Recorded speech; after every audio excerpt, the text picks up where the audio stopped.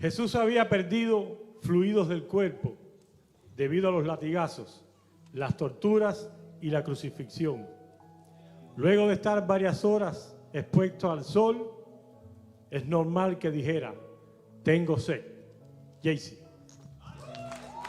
Yo quiero oír a la niña. Yo quiero escuchar a la niña.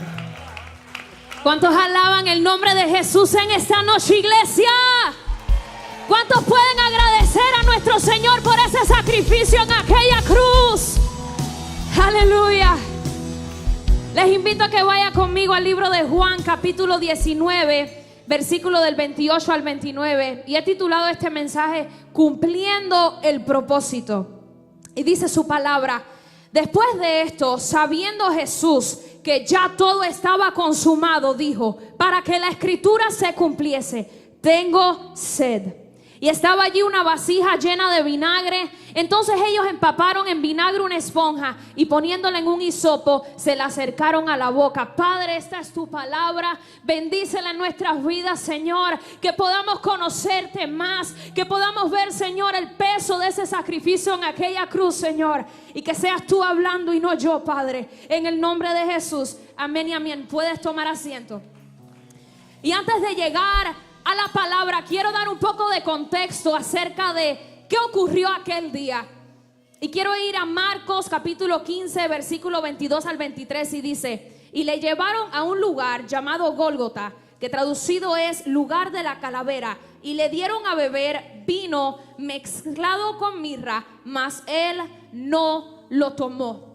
De camino hacia el Calvario, Jesús le ofrecen esta bebida que era un sedante, que se usaba darle a aquellos que iban a sufrir por una muerte dolorosa como la que él iba a tener que pasar. Sin embargo, Jesús rechaza esta bebida. ¿Por qué? Porque era necesario que Jesús padeciera ese dolor en aquella cruz, que él sufriera los clavos, que él sintiera ese dolor. Y estuvo dispuesto a hacerlo por nosotros, iglesia. Después de esto, ya cuando Jesús es crucificado, en el libro de Marcos 15:36 dice: y corrió uno y empapando una esponja en vinagre y poniéndola en una caña, le dio a beber. Muchos estudiosos denotan que la bebida que le fue dada a Jesús en aquella cruz era una bebida llamada posca, que se usaba para los pobres y para los soldados romanos para hidratar. Y vemos que Jesús en este momento de agonía tuvo sed. Ahora la pregunta que nos llegamos a hacer es: ¿por qué Jesús exclama tengo sed en su quinta palabra antes de morir? Número uno, Jesús necesitaba padecer de sed en este momento para cumplir con las escrituras. Dice el Salmo 69:21: me pusieron además hiel por comida y en mi sed me dieron a beber vinagre. Y vemos que en cada momento de la vida de Jesús, nada de lo que él hizo, nada de lo que él dijo, ninguna de sus decisiones fue porque él quiso hacerlo, sino que todo lo que Jesús hizo en su vida, hizo hasta ese momento en aquella cruz, fue por guianza del Padre. Todo lo que Jesús hizo fue basado en las escrituras. Y me llama la atención que en medio de este momento de sufrimiento, Jesús todavía tiene en su mente el propósito el cual vino a cumplir. Jesús sabía que era necesario cumplir con esta palabra que estaba escrita para llevar a cabo el cumplimiento de la ley. El propósito de Jesús al venir a esta tierra fue traer redención a la humanidad. Y la única manera que eso podía pasar era que toda la ley fuera cumplida. Pero había un problema, y es que ningún humano podía cumplir la ley a su totalidad. Solamente hubo un hombre, hubo uno que pudo cumplir con cada palabra en las escrituras, con cada profecía, con cada promesa, y ese se llamaba Jesús. Mateo 15, 17 y 18: no penséis que he venido para abrogar la ley o los profetas. No he venido para abrogar, sino ¿para qué? Para cumplir. Porque de cierto os digo que hasta que pasen el cielo y la tierra, ni una jota ni una tilde pasará de la ley hasta que todo se haya cumplido. la ley y los profetas no podía ser abrogada. Porque Jehová, Dios mismo, fue el que inspiró la ley y se la dio a Moisés. Y sabemos que Dios no es un Dios que se contradice, ni miente, ni se arrepiente. Por lo tanto, cada requisito de la ley, cada palabra en la ley, Jesús la vino a cumplir. Y por eso en ese momento Jesús exclama: tengo sed. ¿Para qué? Para que se cumpliesen las escrituras. En segundo lugar, Jesús dice: tengo sed, para revelar su humanidad. Y como decía el pastor Jonathan, Jesús sí era 100% Dios, pero también era 100% hombre.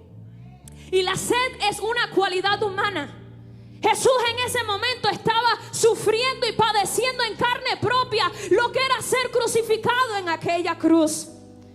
Y Jesús, siendo injuriado, siendo maltratado, todavía sabía que tenía que cumplir ese propósito. A pesar que en su humanidad fue difícil, a pesar que en su humanidad tuvo que padecer, Él tenía una visión en mente. Él tenía una meta para cumplir. Y Él sabía que la iba a hacer al pie de la letra.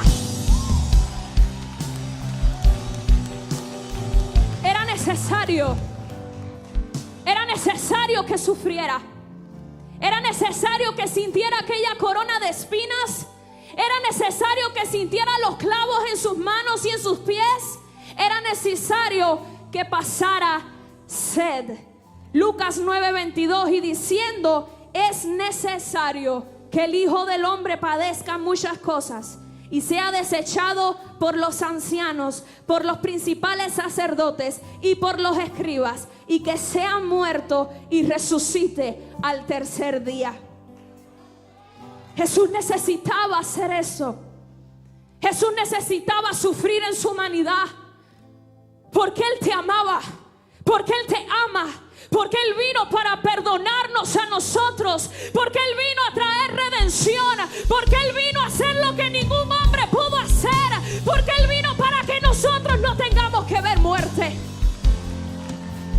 Era necesario que en su forma de hombre padeciera de sed, que en ese momento, en aquella cruz, Jesús, pasadas las horas, sufriendo en agonía, a punto de morir, Jesús tuvo sed, porque era humano, porque era un hombre.